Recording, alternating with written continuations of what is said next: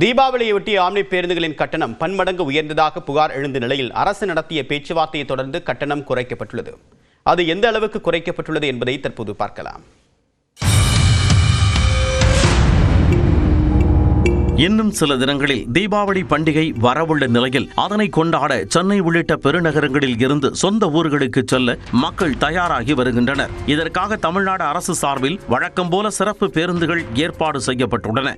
ஆனால் மறுபுறம் தனியார் ஆம்னி பேருந்துகளில் தீபாவளி பயணக்கால டிக்கெட் கட்டணம் ஜெட் வேகத்தில் உயர்ந்தது. குறிப்பாக சென்னையில் இருந்து தென் மாவட்டங்களுக்கு செல்ல வழக்கமான கட்டணத்தில் இருந்து சுமார் 5 மடங்கு வரையிலும் கூடுதலாக கட்டணம் வசூலிக்கப்படுவதாக கூறப்படுகிறது. இதனால் பயணிகள் கடும் அதிர்ச்சி அடைந்தனர். இதுகுறித்து தொடர் புகார்கள் எழுந்த நிலையில் கூடுதல் கட்டணம் வசூலிக்கப்பட்டால் கடும் நடவடிக்கை எடுக்கப்படும் என அரசு தரப்பில் எச்சரிக்கையும் விடுக்கப்பட்டது. பொதுமக்கள் இது தொடர்பான புகார் அளிக்க 1800 425 5161 என்ற தொடர்பு எண்களும் அறிவிக்கப்பட்டன.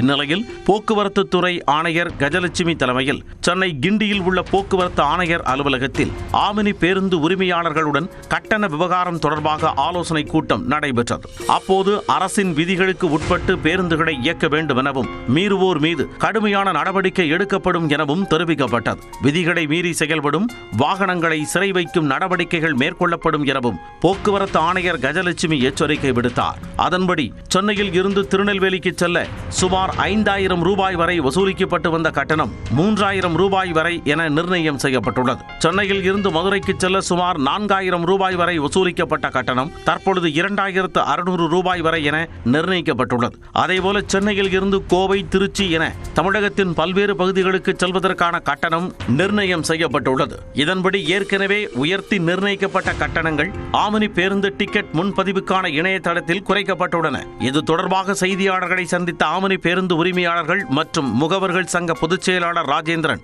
அரசுக்கு முழு ஒத்துழைப்பு வழங்கப்படும் என்றார். ஒரு சில ஆபரேட்டர் தான் இது அதிகமா போடுறாங்க. ரெகுலர் ஆபரேட்டர் பண்றதே இல்லை. மற்ற சங்கத்திலையும் ரெகுலர் ஆபரேட்டர் இது பண்றது இல்லை. ஏதாவது ஒரு சில ஆபரேட்டர் பண்ணக்கூடிய தவறுல மற்ற ஆபரேட்டர்லாம் பாதிக்கிறாங்க. பல்சோனுடைய முழு ஒத்துழைப்புல தான் அவங்க பண்றாங்க. அவங்க சம்மதத்தில் தான் பண்றாங்க. அதை நாங்க வன்மையா கண்டிக்கிறோம். அதை நாங்க எங்க சங்கம் எந்த காலகட்டத்திலையும் நாங்க ஏத்துக்கிறது கிடையாது. கூடுதல் கட்டணம் வசூலிப்பவர்கள் மீது கடும் நடவடிக்கை எடுக்க வேண்டும் எனவும் ராஜேந்திரன் தெரிவித்தார்.